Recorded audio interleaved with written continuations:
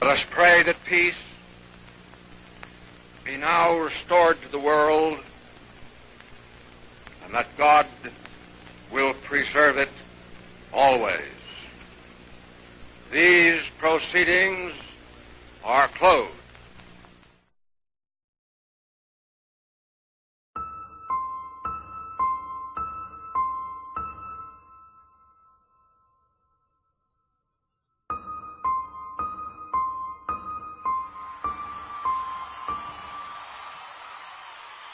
The final United Nations victory has been won. The war is over. Peace is here. A crowd of 2 million review the greatest parade of victorious arms ever witnessed. This is the news that electrified the world. Unconditional surrender of a new world of peace. Today the guns are silent. The skies no longer rain death. The entire world lies quietly in peace.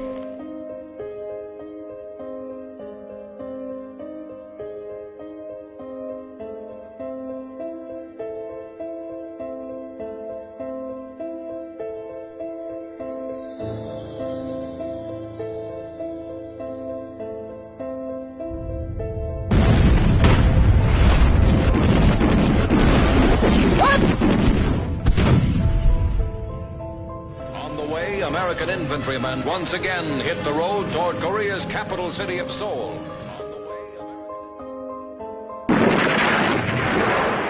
U.S. Marines were ordered into the Dominican Republic as a rebel. Meanwhile, the U.S. Marines have also taken center stage in South Vietnam. This is what the war in Vietnam is all about. First wave of Marines landed at Grenada. Encountered some 1,200 U.S. Marines would land at Grenada for several days. Civilians were terrified during last night's heavy bombing raid. Breaking story, President Bush's decision to neutralize Panama's General Manuel Noriega. Saddam Hussein's reign of terror is over. Of the war in Iraq.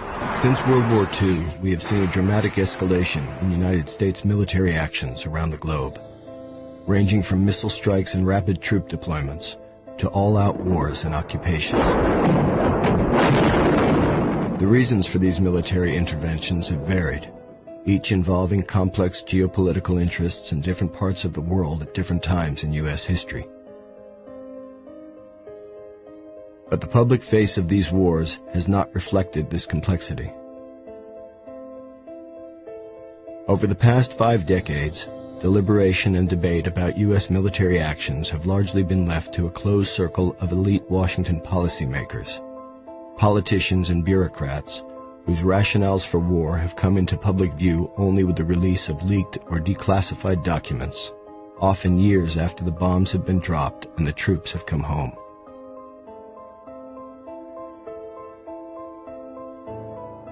In real time, officials have explained and justified these military operations to the American people by withholding crucial information about the actual reasons and potential costs of military action, again and again choosing to present an easier version of war's reality, a steady and remarkably consistent storyline designed not to inform, but to generate and maintain support and enthusiasm for war. Nationally syndicated columnist and author Norman Solomon began to notice the basic contours of this official storyline during the war in Vietnam. As a teenager, I read about the war in Vietnam as it escalated. I saw the footage on television. In combat, there are no niceties. A dead enemy soldier is simply an object to be examined for documents, then removed as quickly as possible, sometimes crudely. People that I knew began to go to Vietnam in uniform of the U.S. military. And as time went on, I began to wonder, particularly as I became draft age, about the truthfulness of the statements coming from the White House and top officials in Washington.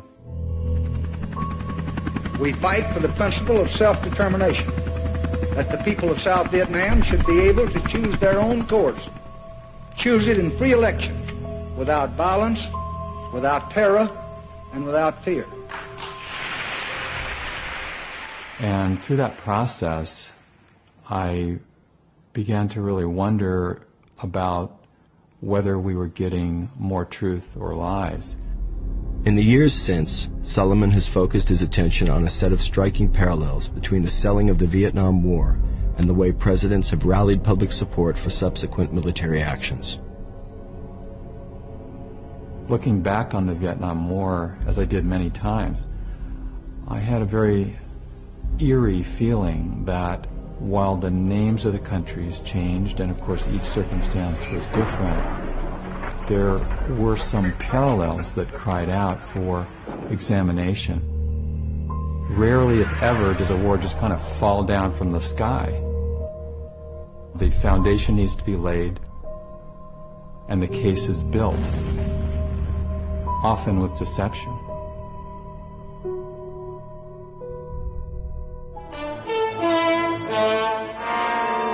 In the background was the growing struggle between two great powers to shape the post-war world. Already an iron curtain had dropped around Poland, Hungary, Yugoslavia, Bulgaria. It can't happen here? Well, this is what it looks like if it should.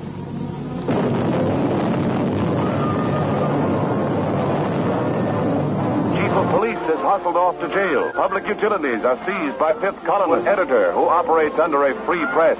He goes to jail, too. Fighters will account for some of the enemy, but some will get through to your home.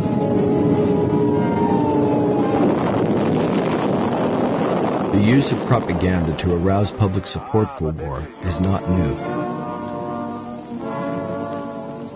Leaders throughout history have turned to propaganda to transform populations understandably wary of the costs of war into war's most ardent supporters, invoking images of nationalism and channeling fear and anger toward perceived enemies and threats. And in the United States since World War II, government attempts to win public support for military actions have followed a similar pattern. That we are living in an era marked by the growth of socialism, its basic godless philosophy. Lying, dirty, its goal of world conquest. shrewd, godless, Its insidious tactics. murderous, determined. And its cunning strategy. It's an international criminal conspiracy. It's the same sort of message that's utilized today, and often identical techniques. States like these and their terrorist allies constitute an axis of evil, arming to threaten the peace of the world. These are barbaric people, servants of evil, the cult of evil. A monumental struggle of good versus evil. But good will prevail. Whether it's the Soviet Union or Al-Qaeda, it provides a way to legitimize U.S. plans for war. On high alert from You have the comparisons between the enemy leader and Hitler. President Bush called Saddam Hussein a little Hitler again today. We're dealing with Hitler revisited. Bin Laden and his terrorist allies have made their intentions as clear as Lenin and Hitler before them. We don't get information that would help us put the images in perspective. This mad dog of the Middle East, I find he's not only a barbarian, but he's flaky. The drug-related, indicted dictator of Panama. And to support their claim that Noriega was out of control, ghoulish evidence of satanic practices with dead animals that one official called kinky. Saddam Hussein is a homicidal dictator who is addicted to weapons of mass destruction. And as Aldous Huxley said long ago, it's more powerful often to leave things out than to tell lies. For instance, quite often the U.S. government directly helped the dictators that were now being told must be overthrown. And it's that selectivity of history that's a very effective form of propaganda. This selective view of reality, buttressed by these fear-based appeals, represents a larger pre-war pattern. The repeated claim that the United States uses military force only with great reluctance. We still seek no wider war. The United States does not start fights. America does not seek conflict. I don't like to use military force. Our nation enters this conflict reluctantly. And only for the most virtuous of reasons. First and foremost, to spread freedom and democracy. We want nothing for ourselves, only that the people of South Vietnam be allowed to guide their own country in their own way. The rhetoric of democracy is part of the process of convincing people that even though unpleasant things must be done sometimes in its name, like bombing other countries, democracy is really what it's about. The United States has been engaged in an effort to stop the advance of communism in Central America by doing what we do best, by supporting democracy. And it's almost as though repeating it enough times makes it so. Our cause of liberty, our cause of freedom, our cause of compassion and understanding. People want democracy, peace, and the chance for a better life in dignity and freedom. We want to lift lives around the world, not take them. These are forms of propaganda that are insidious because they tug at our heartstrings. We must get the Kosovar refugees home safely. Minefields will have to be cleared. Homes destroyed by Serb forces will have to be rebuilt. Homeless people in need of food and medicine. Of course we want to help other people. These are propaganda messages that say, don't just think of yourself. America can't just be selfish. It makes bombing other people ultimately seem like an act of kindness, of altruism. Today, our armed forces joined our NATO allies in airstrikes against Serbian forces responsible for the brutality in Kosovo. We are upholding our values, protecting our interests, and advancing the cause of peace. Belgrade's largest heating plant up in flames.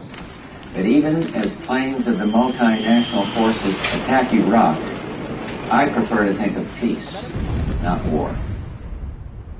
If my motives are pure, then the fact that I'm killing people may not be too upsetting. As a matter of fact, it may indicate that I'm killing people for very good reasons. America will stand with the allies of freedom to support democratic movements in the Middle East and beyond, with the ultimate goal of ending tyranny in our world. And so you have kind of the high ground president with the lofty motives being proclaimed. We're told that peace is being sought, alternatives to war are being explored, and that's kind of, the official story. And I am continuing, and I am increasing the search for every possible path to peace.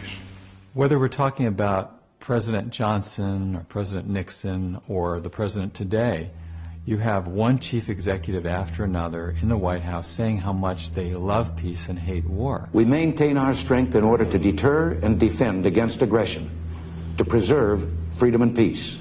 No one, friend or foe, should doubt our desire for peace. The United States wants peace. We seek peace. We strive for peace. Every president of the last half century has gone out of his way to say that he wanted peace and wanted to avoid war. I pledged in my campaign for the presidency to end the war in a way that we could win the peace. Even while ordering military action.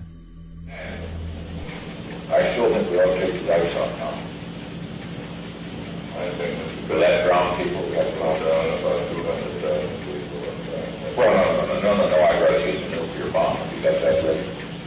And that, I think, would just be too much. The nuclear bomb, is that what I'll do?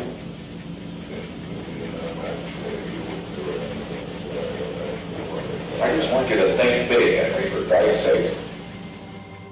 So you have this paradox, in a way, of the president who has just ordered massive military violence and lethal action by the Pentagon, turning around and saying, I want to oppose violence and promote peace.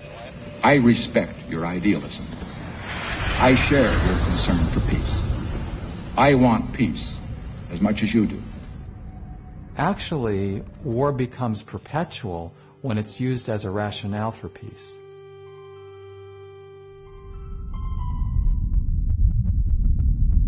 We cannot wait for the final proof, the smoking gun that could come in the form of a mushroom cloud.